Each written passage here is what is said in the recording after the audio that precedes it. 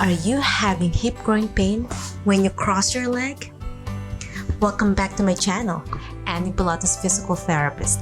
I'll be demonstrating 3 simple exercises to target the obturator externus, one of the deep hip external rotator of the hips, as well as one of the muscle that adducts and stabilizes the hip joint as a postural muscle. So get your mat ready, an elastic band, and pillow to join me.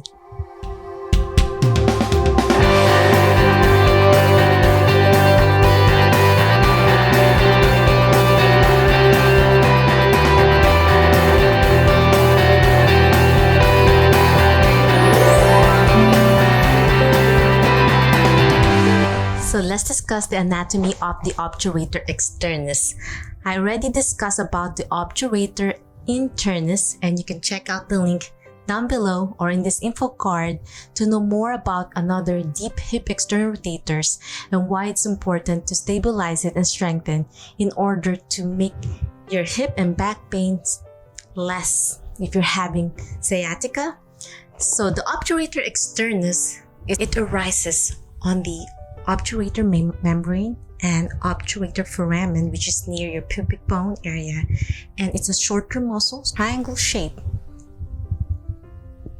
to dissect to the hip joint and inserts to the intertrochanteric fossa, which is near the trochanter, which is the greater, where most of the muscles, the external rotates, attaches on that to help adducts, so which pulls the hip joint inward, and it helps external rotate as well. So the difference between the internus and externus: internus is a fan shape, boomerang shape that wraps around near the buttock area, and it inserts on the middle aspect of the greater trochanter, so it's in the inner part. So it's side by side, almost there, but because it's longer and boomerang shape, and it's also a pelvic floor muscle. Function of the muscle is external rotates, in flexion it opens, it abducts. So that's internus that I discussed, that you can check out on the info card if you have hip groin pain as well. So because they're close side by side, it's important to target these 2 muscles to have better strength and support on your pelvic floor. Both of them are hip joint postural muscles, so it helps the acetabulum, which is the head of the femur, stable. So if you have injury from playing soccer, when you play sports like this, you external rotate and kick, you can accidentally hurt the muscle because it's so tiny from high impact activities, as well as if you sit a lot in your desk and it gets tight, it causes sciatica. So the sciatic nerve passes behind all of these muscles. So it's not just a piriformis muscle that you always hear, a piriformis syndrome. If you neglect other muscles, that's also side by side by the 6 of them from the top to bottom, then it's harder to fix low back pain and sciatica.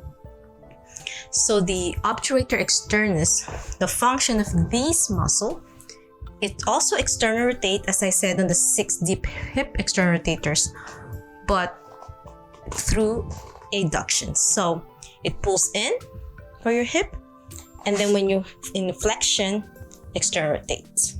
So the first exercise is lying on your side. You can use a pillow to support your neck, or you can be on your elbow if you have more flexibility. But my recommendation is to go all the way down, stabilize your core muscles, pull your belly button in, and then you're gonna crisscross over to adduction on your lower part of your hip. That's the muscle that we're targeting on the lower part where you're lying down. Crisscross, and if it hurts a lot, stop. You have to slowly build up just lying on your side. Put some heat for 20 minutes before you start treatment if you're hurting a lot, or take some pain medication if you need it. You take a deep breath, belly button in, engage your core, and lift. So you're lifting it up, pushing with my left knee down. So I'm targeting the right. My left knee helps stabilize more my pelvic area from top to bottom. Inhale, exhale, engage your core muscles. 50 repetitions is my recommendation, up to 3 sets. If this is too difficult, slowly build it up. After doing 50 times, then you do a hold. Hold it for 10 seconds. Hold. You can use your hand to lift. and feel that gentle stretch of your obturator externus. Hold it for 10 seconds hold, up to 10 times for a gentle stretch. And after that, then you can do isometrics. So when you lift, you hold it, start on the lower part of your knee, on the medial aspect of your inner thigh. Hold it 10 seconds hold. With your breaths, engage with your core and blow. And let go. Isometric means you're not moving.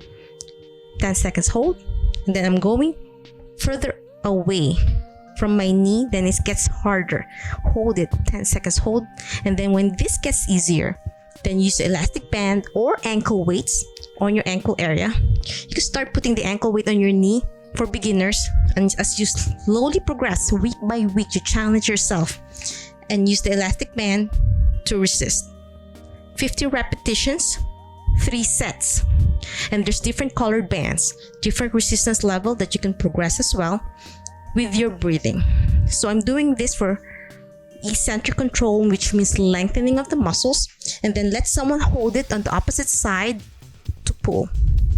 Or if there's no one, have something to grab it like a furniture at the other end and pull for concentric. And you can pull it in different directions and it feels different on the joint.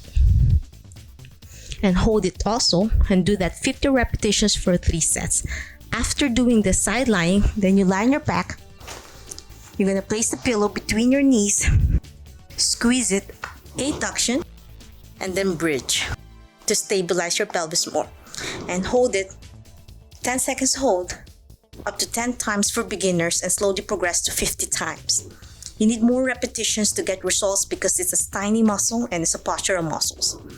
And the last exercise is butterfly in bridging. So you're gonna wrap around this thigh and you're gonna bridge and external rotate and hold it. The bridging to activate your glutes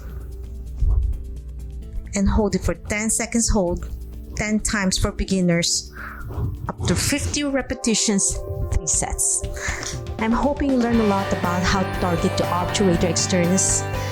If you have any questions, suggestions about this muscle, please leave a comment down below and I'll try my best to answer each one of you. If you love this video and want to learn more about physical therapy, Pilates, yoga, health and fitness, and wellness, subscribe to my channel, ring the notification bell so you won't miss anything. You can also follow me on my social media, and I'll try my best through this social media to answer each one of you and to support my channel. Thanks again for joining me. I'm hoping you learn a lot. And there's always a progression. I could do a follow-along video if you want me to do more of these exercises. Until next time, bye!